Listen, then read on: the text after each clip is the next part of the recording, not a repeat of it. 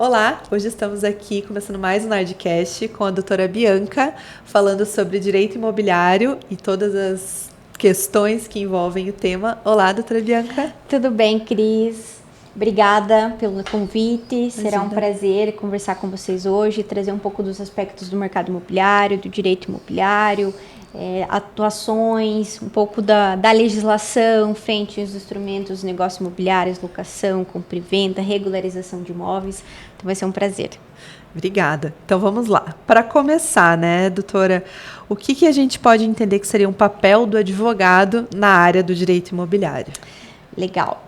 Na área do direito imobiliário, na verdade, ela permite muitas atuações. E aqui eu começo falando em duas grandes atuações, pensada na figura de quem você vai atender. No direito imobiliário, você consegue fazer um atendimento focado muito para as pessoas atuantes, pessoas jurídicas ou para as pessoas físicas. Então, no direito imobiliário, eu consigo trabalhar desde a pessoa jurídica, a incorporação imobiliária, loteamento, multipropriedade, ou seja, vários segmentos dos empreendimentos imobiliários. Eu consigo trabalhar diretamente para imobiliárias, consigo trabalhar também em regularização de imóveis para pessoas jurídicas. E quando eu falo na figura de atendimento à pessoa física, eu consigo atuar também na regularização de imóveis, nas esferas que atuam em conjunto com o consumidor.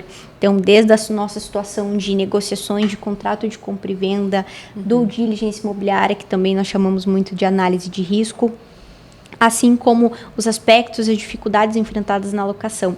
Então, o direito imobiliário, ele nos permite atuar com esses dois segmentos específicos da pessoa física, da pessoa jurídica, em várias esferas, assim como no leilão, que é um tema hoje no mercado que está muito ativo. Nós temos bastante cliente que nós atendemos. E aqui também nós pensamos em dois lados. Aquele que precisa defender o seu direito da propriedade que está sendo retirado, que um imóvel que está indo para leilão já está nessa discussão, como aquele que gostaria de arrematar o imóvel de leilão e tem suas peculiaridades e cuidados necessários para fazê-lo essa negociação e, de fato, essa aquisição imobiliária. Realmente, assim, tem bastante coisa pra gente tratar hoje, né? Muito temas. Então, vai ficar horas aqui conversando. Já a doutora comentou a questão de... Só de incorporação ali, a gente já tem regramentos próprios, né? Todas essas questões tem, Código Civil, tratando vários temas, leis específicas, né? E com regras específicas, alteração dessas leis, né, doutora? Na incorporação imobiliária, ela é muito específica. Ela tem a sua legislação voltada para incorporação e condomínios, né?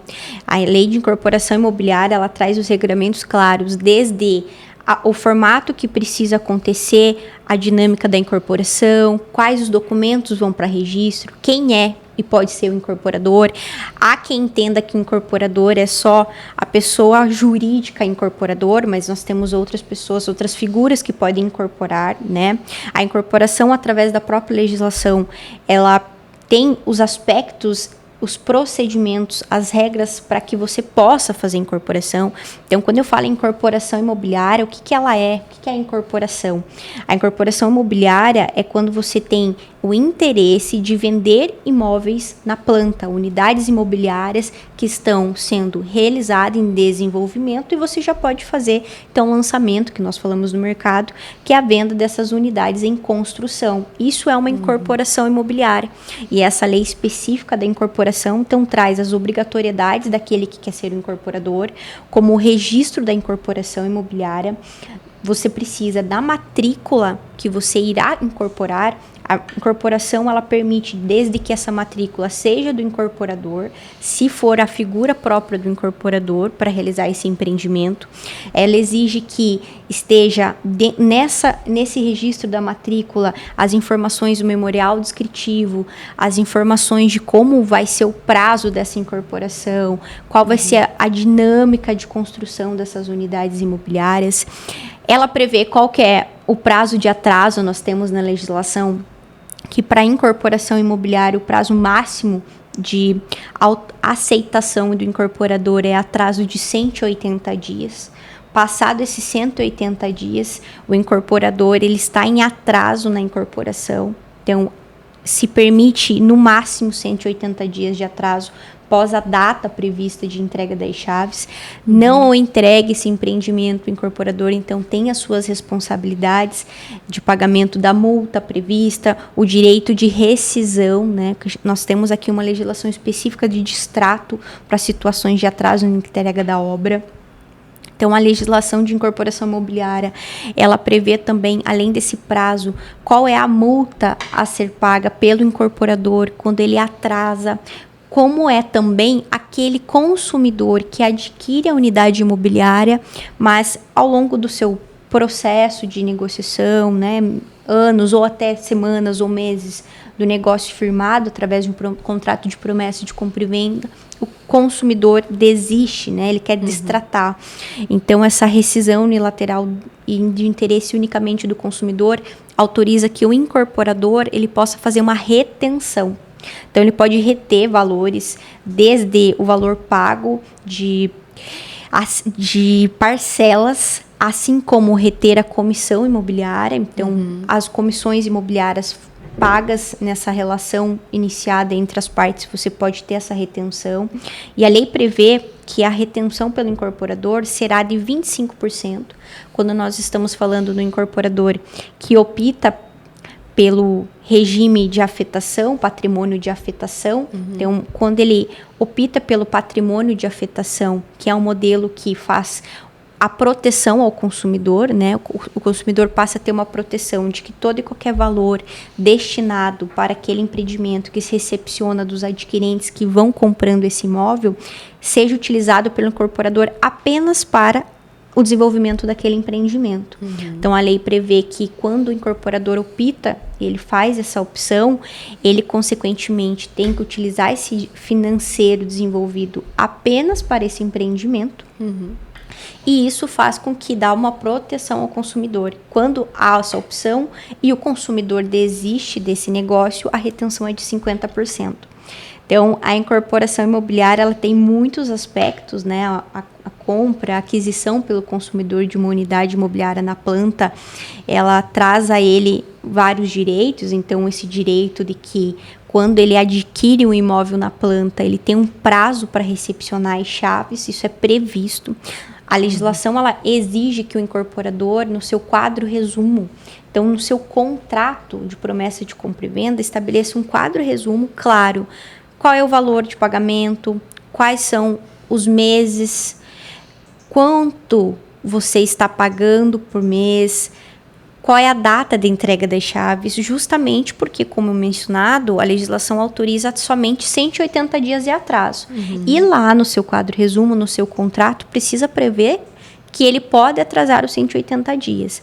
Então, através desse quadro resumo, o consumidor vai ter conhecimento do prazo de recepcionamento desse imóvel, dessa unidade que ele comprou na planta, a ser entregue para ele. Sendo descumprido, então ele tem esses direitos. Nós, no escritório, atuamos para incorporadores, né?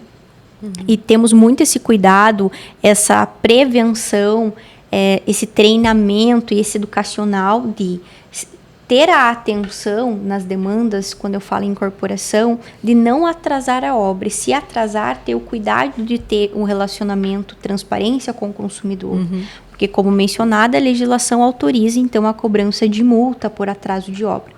Então, uma incorporação ela tem muitos aspectos e muitas peculiaridades e responsabilidades, tanto para o incorporador no cumprimento dos seus prazos para a entrega desse empreendimento, da unidade imobiliária, que na verdade é o que nós chamamos também de apartamento, quanto ao consumidor.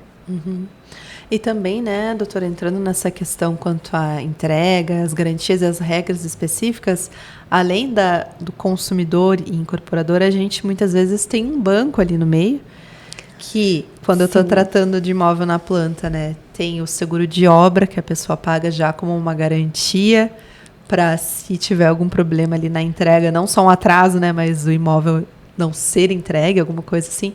Também tem esses outros regramentos, né, que a gente tem que observar. Sim, com toda certeza. Quando eu estou falando em um imóvel em que eu estou adquirindo ele através de um financiamento da entrada com o incorporador, mas o percentual a ser pago, que é a grande monta da negociação, da aquisição através de um financiamento bancário, tem todo esse cuidado de ser analisado, porque o que nós temos muito entendimentos hoje da jurisprudência, que quando há um atraso de entrega das chaves, entrega da obra que nós falamos, e temos envolvimento aqui do financiamento bancário, nós temos casos que o consumidor já está pagando o seu financiamento e ainda não recepcionou as chaves. Isso às vezes acontece, né? Se acontecer isso, não é porque a obra não se finalizou, porque, em regra, eu vou fazer o financiamento com o CVCO, o habite-se pronto, mas pode ter outras peculiaridades que não permitem a entrega. A Caixa, a título de exemplo, que é a nossa grande atuação aí, que se vê em contratos, a Caixa envolvida, ela é responsável solidariamente pelos atrasos na entrega de obra. Então, é muito importante ter esse cuidado quando vai adquirir uma unidade imobiliária, e é o que eu te falo que eu faço educacional com os nossos incorporadores, é sempre a transparência para o consumidor ter a confiança de que a unidade que ele está adquirindo deste incorporador em específico é segura, que é um incorporador no mercado que ele vai cumprir com os seus regramentos, que ele vai ter transparência, porque eu tenho todo um envolvimento, como você mesmo mencionou, desse financiamento, de toda uma obrigação que o consumidor se coloca, assim como o próprio incorporador. Porque quando a gente está tratando, né, de seguro de obra, até a entrega das chaves, a pessoa vai pagando. Sim. O seguro de obra num percentual correspondente, que seria a parcela ali evoluindo, né, conforme vai evoluindo a obra. E o financiamento mesmo, ela só começa a pagar depois que pega as chaves, né?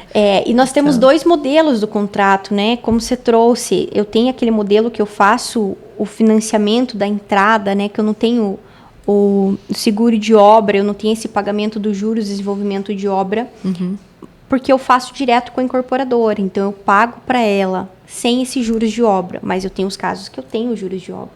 E o consumidor, se tiver o atraso na entrega das chaves, ele vai ter a grande prejudicialidade, porque ele já fez todo esse pagamento, né?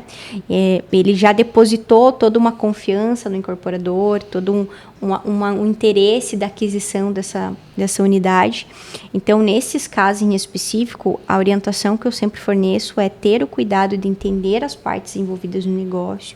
E quando acontecer uma situação como essa, é muito importante que sempre seja verificado em que fase que já se encontra esse empreendimento, quanto foi pago esses juros do desenvolvimento da obra, porque, de fato, a lei estabelece todo um regramento de retenção. Se é o consumidor que está desistindo, então esses juros que ele pagou, ele vai ter toda uma perda de um percentual baseado na legislação, mas se é o incorporador que atrasou, o reembolso, né, o pagamento desses valores acrescido de multa e outros aspectos muito prejudiciais. Bom, doutora, aproveitando, né, o tema, como que funciona, né, a atuação do seu escritório, tanto numa questão de uma assessoria jurídica contínua, quanto numa atuação ali conjunta entre advogado e corretor? É indispensável essa atuação? Né? Perfeito, legal. Trazendo um pouco ainda o aspecto do mercado imobiliário, mas não só da incorporação imobiliária, o nosso escritório faz, então, um trabalho com os incorporadores, né? Que é a consultoria mensal de atuação e assessoria aos incorporadores, mas também a atuação para imobiliárias e corretores.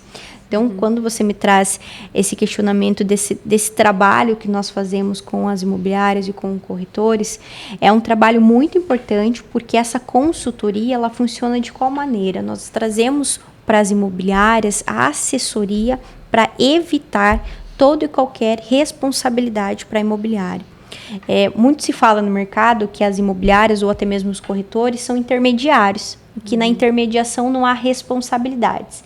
Mas o próprio Código Civil nos traz as responsabilidades do intermediador, né? Assim como também a COFES, a CRES, as resoluções e normas sobre o tema, a imobiliária ou a corretora, eles têm responsabilidades sobre toda e qualquer atuação. Então, responsabilidade desde quando eles informam o seu cliente sobre o imóvel que ele está comprando, informa o seu cliente sobre as questões e cláusulas do contrato, informa o cliente qual que é o estado do imóvel que o consumidor está adquirindo. Então, esse imóvel não tem vícios, esse imóvel tem vícios.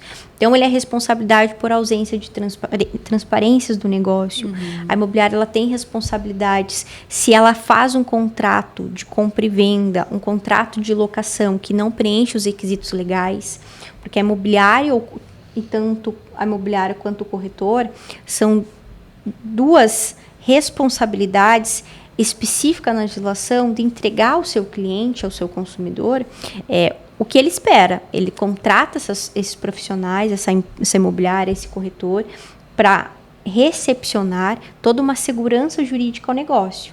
Seja o vendedor ou comprador numa negociação de compra e venda, seja numa relação de locação, ou até mesmo seja na compra de uma unidade na planta, né?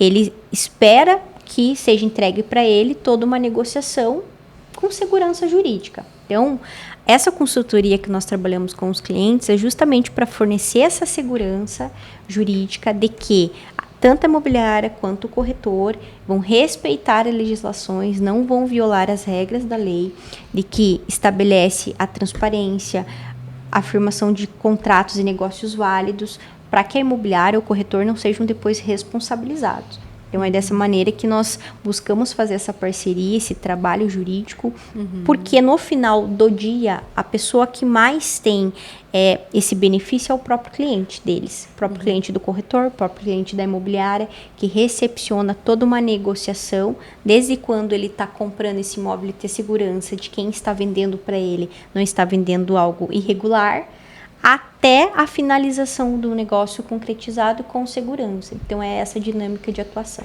Uma advocacia preventiva ali, né? Sim, muito preventiva, muito educacional. Sim, quando eu falo em corretor, eu falo em imobiliária, ações judiciais, a gente vai falar um pouco também no setor de locação.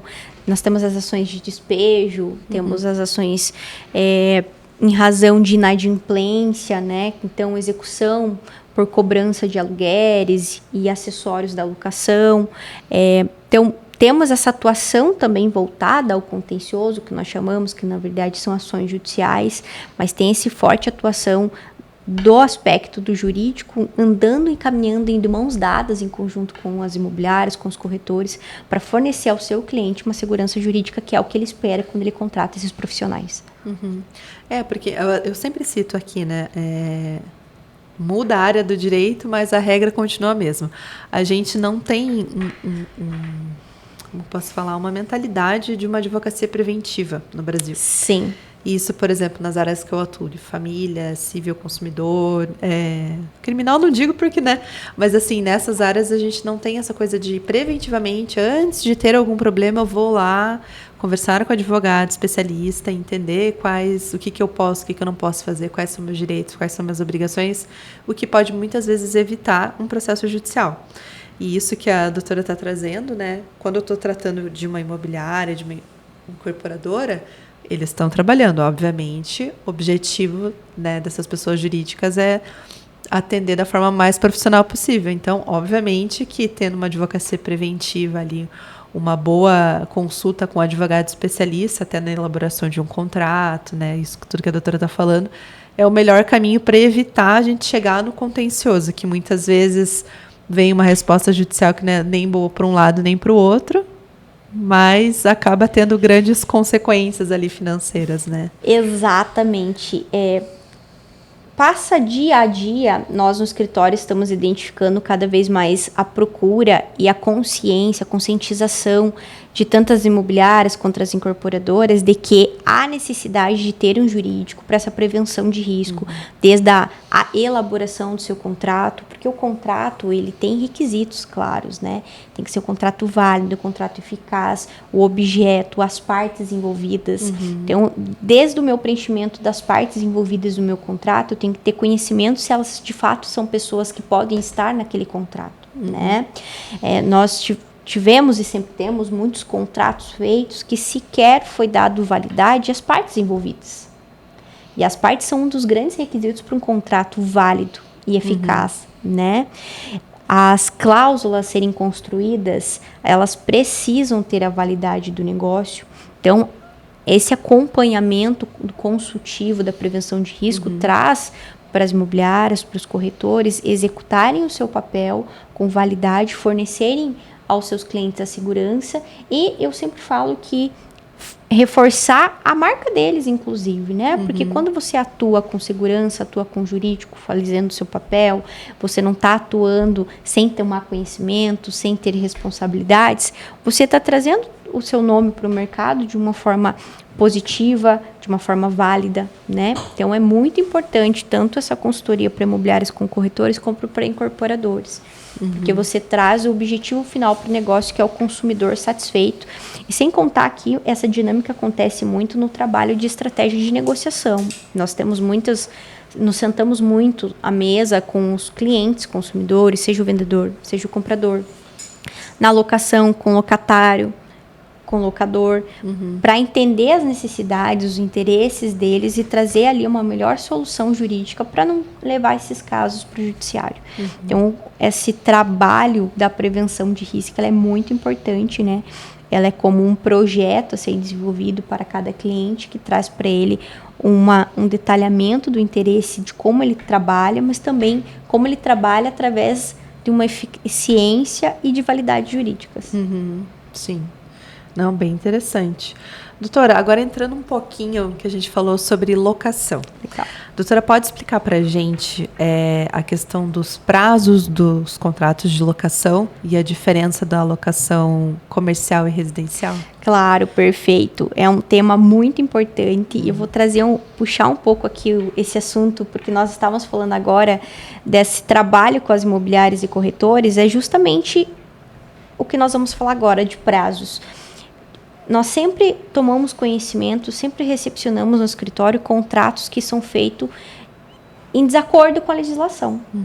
Ou a falta de transparência e também de educação para o cliente consumidor, para o cliente proprietário, ou no caso da locação, para o locador e para o locatário, porque desrespeita muitas vezes os prazos, às vezes o próprio locador e locatário não conhece esses prazos e é pego de surpresa. Por quê? Aqui nós temos o que nós chamamos, na locação residencial, dois modelos. O modelo de um contrato em que eu vou fazer uma locação residencial, que é um contrato superior a 30 meses.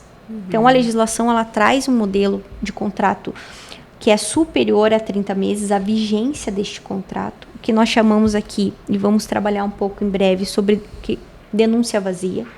E a locação, ela também tem um aspecto da legislação dos contratos verbais ou inferiores a 30 meses. Que aqui nós vamos trabalhar também em breve, que nós chamamos de denúncia cheia. Então, o que traz de regra para cada contrato, para cada modelo? Quando eu estou construindo um contrato de locação, que o meu prazo de vigência, os meses que você está fazendo a locação em favor de um locatário, eu tenho um contrato em que eu posso ter superior a 30 meses. Nesse contrato superior a 30 meses, significa que o quê? Esse contrato vai se perdurar por 30 meses. Nesse prazo, o locador não pode reaver o seu imóvel. É muito importante essa informação. Ainda nós temos no mercado locadores, proprietários que colocam o seu imóvel para locação e acreditam que a qualquer momento eles podem ter o imóvel novamente para eles. Isso é mentira, isso é um mito do mercado. Ele só vai reaver o seu imóvel posterior a essa vigência de 30 meses. Teremos uma exceção aqui.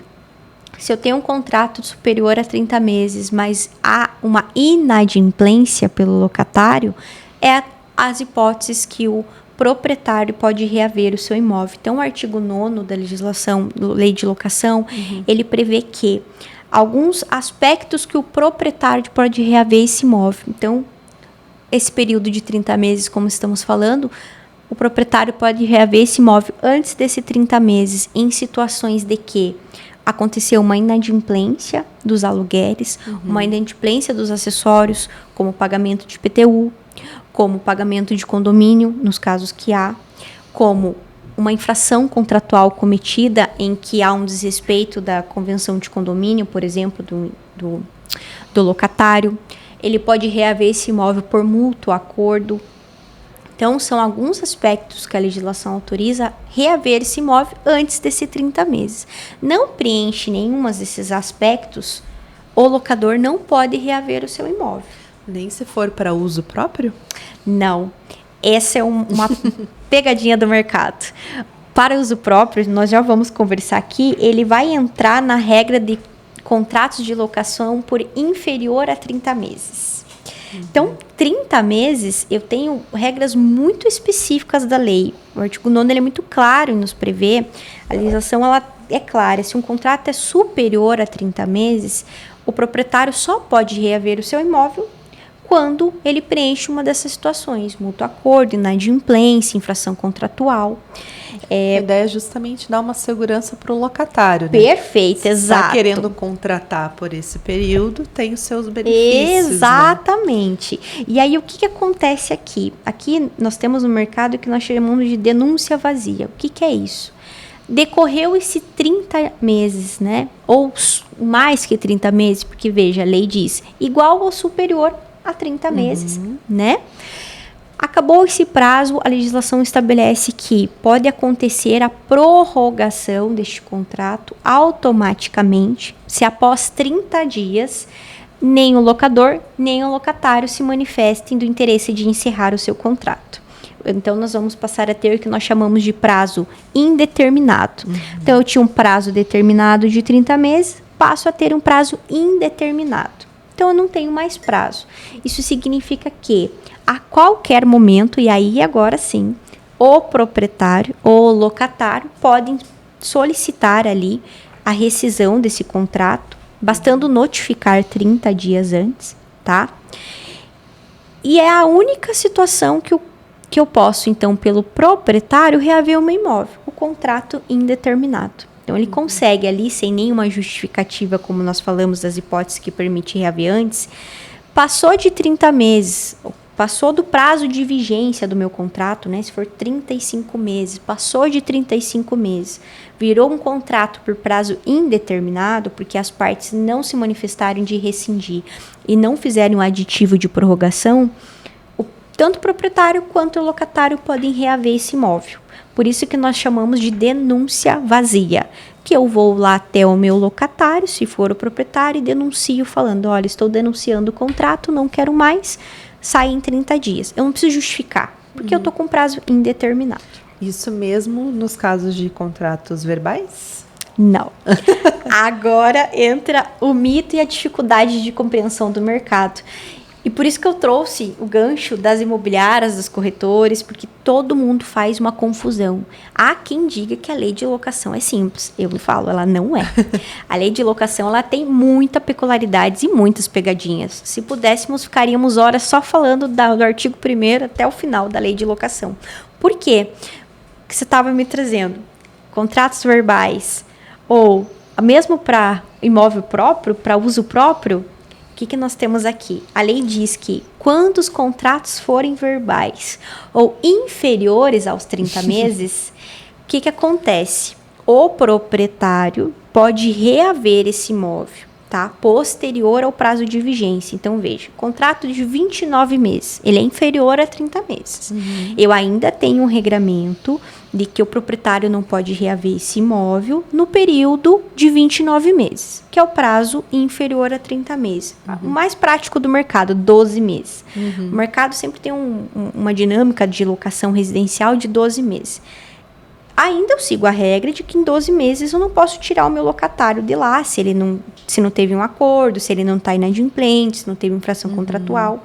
Mas aconteceu o quê? Nesse período, eu vou ter esse prazo de 12 meses, o meu contrato virou por prazo indeterminado também, tá? Eu posso pedir esse imóvel, porque lá no 30 meses a gente falou, né? As regramentos que eu podia pedir a qualquer momento, certo? Se for inferior a 30 meses, eu só posso pedir o meu imóvel de volta para uso próprio, que foi o que você comentou agora. Aí entra, assim, que o mercado muito fala, mas é para uso próprio, por que eu não posso pedir o meu imóvel? Porque a lei realmente prevê que para uso próprio eu posso reaver o meu imóvel, mas não é na vigência.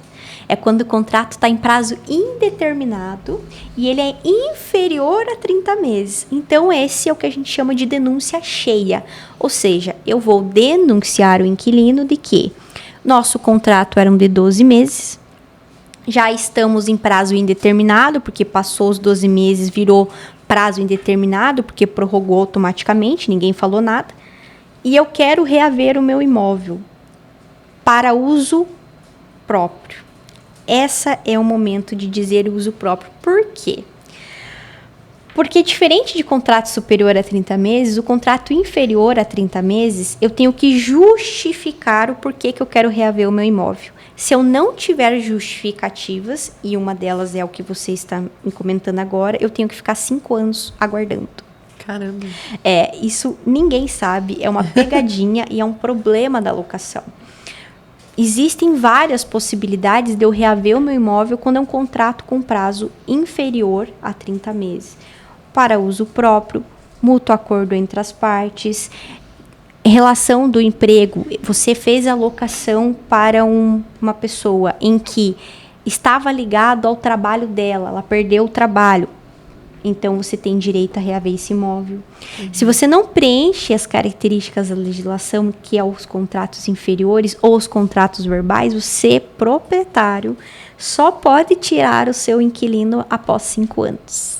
Bom, aí eu acho que surge um pensamento assim meio malvado, que todo mundo deve estar pensando aí, que é: como que eles vão saber se é para uso próprio ou não? Eu só justifico, mas pode ser que eu não vá morar. Perfeita colocação. A legislação... Mas aí você tem que saber, né, dessas... Não, perfeita, porque o que a legislação prevê?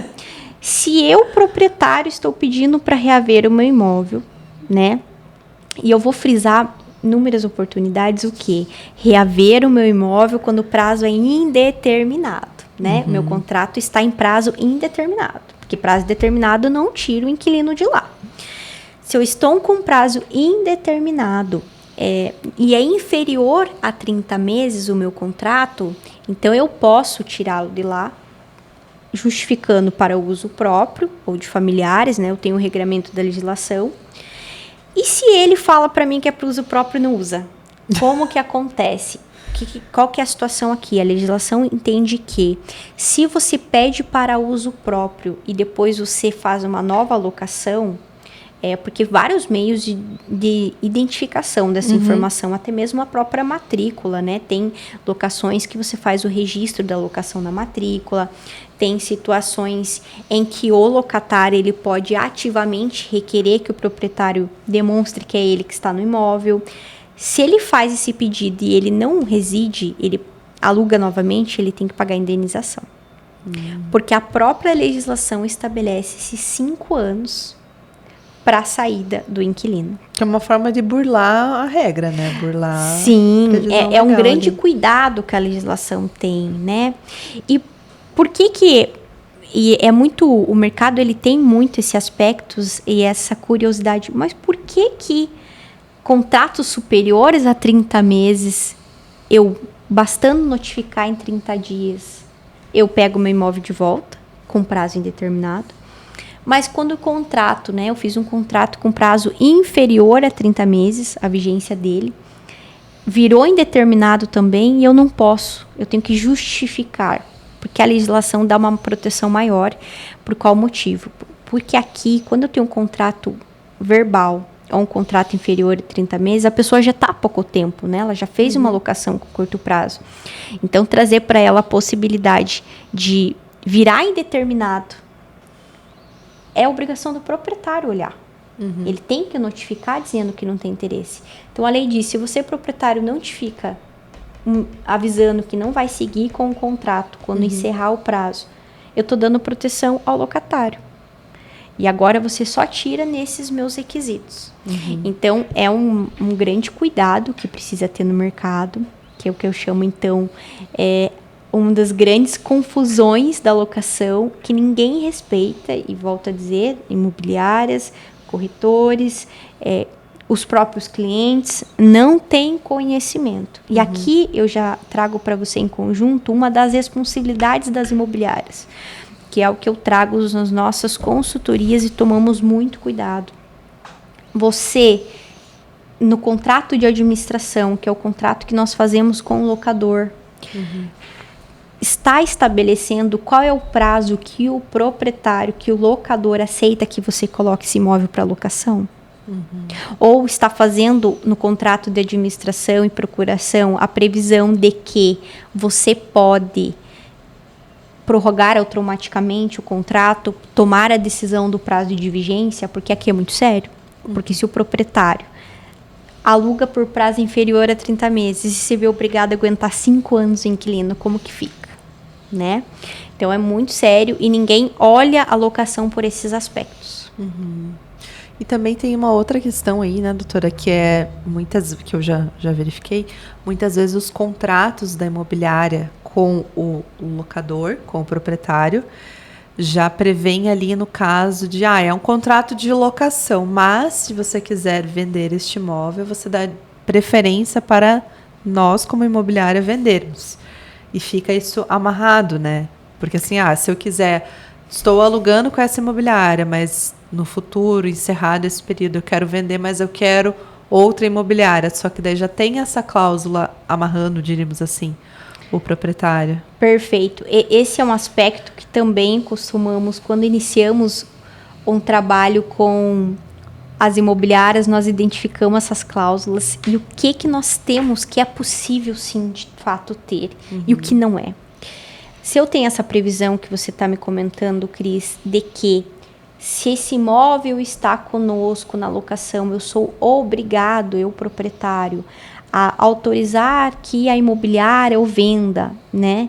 Eu tenho que respeitar que ela o faça a venda, porque o imóvel já está ali. A legislação, as jurisprudências entendem que não cabe essa previsão. Essa cláusula é nula, é abusiva, é inválida e eu posso, a qualquer momento, discuti-la. O que eu posso, sim. E aqui eu entro dentro de um tema que eu chamo de comissão. Eu posso prever que se esse imóvel que está na minha carteira da locação for vendido para o inquilino, aí sim a previsão de cobrar a comissão. Por que pode nesse caso? Porque a comissão, ela é autorizada a cobrança se eu adquiro o resultado útil. O que é o resultado útil? Que é um tema também que podemos conversar outra hora, que ele é muito peculiar, que é o quê? É a soma da minha aproximação das partes à concretização do negócio. Então, eu aproximei a Cris com a Bianca. Teve um trabalho ali. Tive esse trabalho, mas mais que isso, nós fechamos o negócio. Eu fechei o negócio com você. A comissão é devida. É resultado útil concretizado. Então, na locação, vocês já se aproximaram pela imobiliária. Então, locador e locatário se aproximaram em razão da locação pela imobiliária. E quem que fechou esse próprio negócio de venda? A própria imobiliária. Porque é o próprio inquilino que está lá. Ela já fez toda a estruturação da venda com o inquilino. Então, a comissão é devida nesse aspecto. E nesse aspecto, a legislação e a própria jurisprudência autoriza a cobrar, tá? Então, é isso que eu encontro sempre nos contratos das imobiliárias. Esse equívoco cometido. Obrigar o teu proprietário que ele tem que dar preferência para venda para você, imobiliária. Isso é um problema. E se você quiser cobrar judicialmente, você vai perder. Agora, você prevê a comissão por um imóvel vendido para o próprio inquilino, aí ela é devida, porque... Como eu trouxe para você, eu tive a aproximação das partes e eu concretizei o negócio, porque o envolvimento delas foram pela imobiliária. Doutora, nosso tempo aqui tá... Meu Deus, a gente conversa, tem assunto, mas nosso tempo está acabando. Eu vou aproveitar e vou fazer as perguntas que os telespectadores mandaram para aproveitar a oportunidade que a doutora está aqui. O que é confissão de dívida do fiador? Ótimo. Primeiro, o que é confissão de dívida, né? Nós fazemos um instrumento de confissão de dívida toda vez que eu vou realizar uma negociação com alguém que está inadimplente, tá? Então, eu vou ter uma inadimplência e eu quero negociar com essa pessoa essa inadimplência dela. Então, eu vou fazer um quê? Uma confissão de dívida, em que ela confessa que ela me deve um valor e que ela pagará em entrada 1.000 mais parcelada em 12 vezes. Então, quando eu falo em confissão de dívida, eu falo nessa situação específica. Confissão de dívida do fiador. É quando o fiador faz ali a negociação, ou seja, ele está como fiador, como garantidor de um contrato, tá? Contrato de locação, por exemplo, uma das garantias do contrato de locação é ter um fiador, é uma das hipóteses de garantia. Há uma inadimplência do locatário, né, do atuador principal do contrato, que é quem reside no imóvel. Ele está devendo, o fiador, ele é responsável por essa dívida.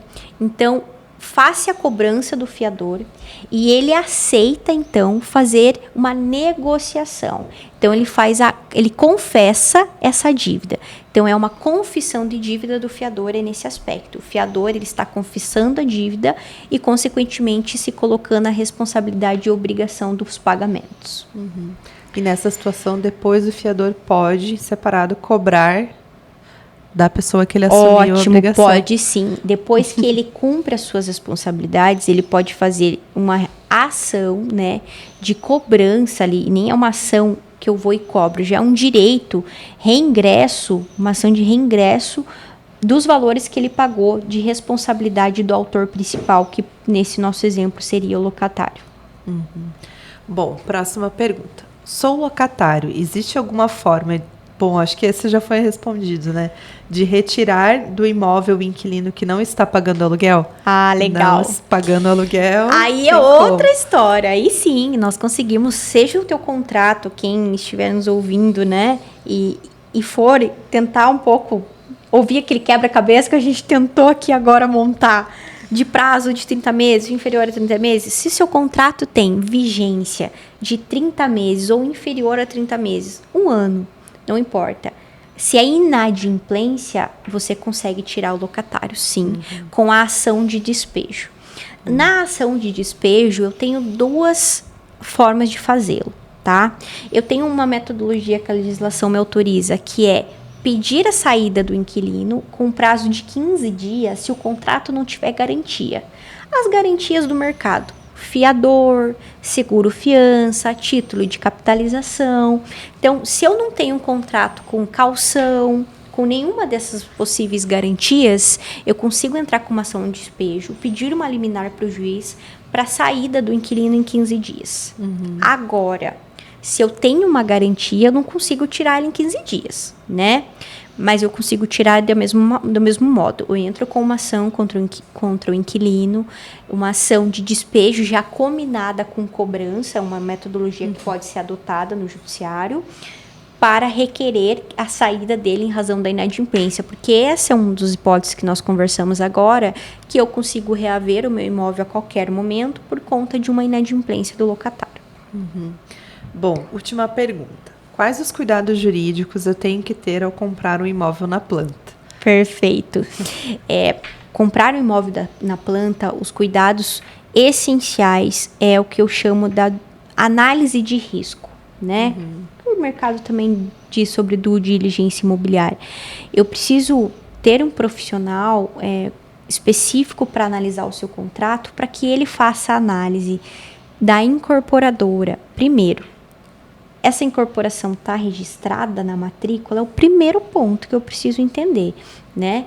Eu estou comprando um imóvel na planta registrado na matrícula ou não, né? Tem que estar registrado na matrícula para eu ter a segurança de que, de fato, essa unidade imobiliária, essa incorporação, ela existe, ela é válida, né? O segundo cuidado que eu preciso ter, analisar e entender qual que é o prazo de entrega dessas chaves. Tá dentro do prazo? Como que tá? Esse empreendimento começou há quanto tempo? Esse empreendimento já está há 2 anos no mercado. Qual que é o prazo previsto no mercado para entregar esse empreendimento? 3 anos. Esse empreendimento já está em desenvolvimento para entregar daqui a 1 ano? Ou ele é para entregar daqui a 3 anos e ainda não saiu nem do início ali, né? Do desenvolvimento da terraplanagem, muitas vezes, que precisa fazer. Então, esse é o segundo cuidado. Eu sempre busco identificar, entender, fazer uma visita para ver qual que é o desenvolvimento que está esse empreendimento.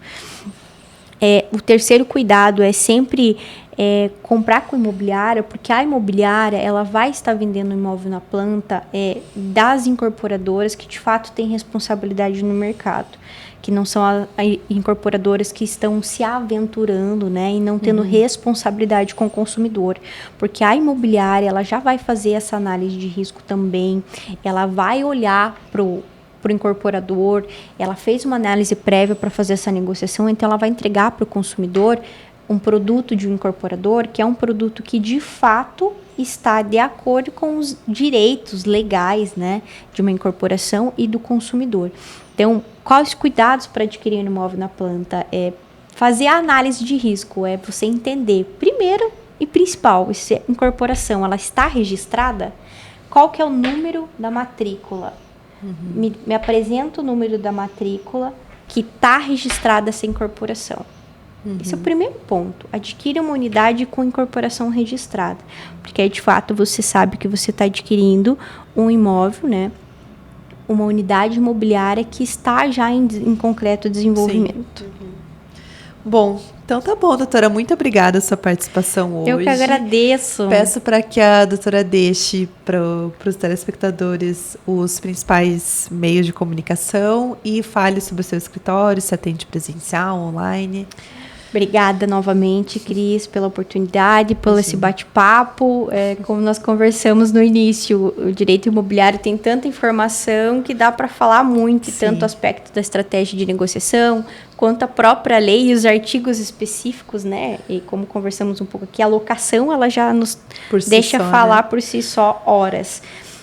Nosso escritório de advocacia é um escritório focado no mercado imobiliário, então é um escritório que trabalha com incorporadoras, atende as incorporadoras, atende as imobiliárias, corretores, atende regularização de imóveis, então toda essa situação de regularizar um imóvel, a situação de negociar um contrato de compra e venda, um contrato de locação, os direitos e os deveres de cada parte envolvida. Nós atuamos no escritório presencial em Curitiba, estamos localizados na Alberto Foloni, e eu lhes convido a nos acompanhar nas redes sociais. O meu Instagram é biancadesilva.adv. Além disso, nós temos o Instagram do escritório ribeirosilva.advogados, em que nós compartilhamos bastante conteúdo sobre esses aspectos, e quem tiver dúvida pode mandar mais mensagens por lá, que vai ser um prazer atendê-los.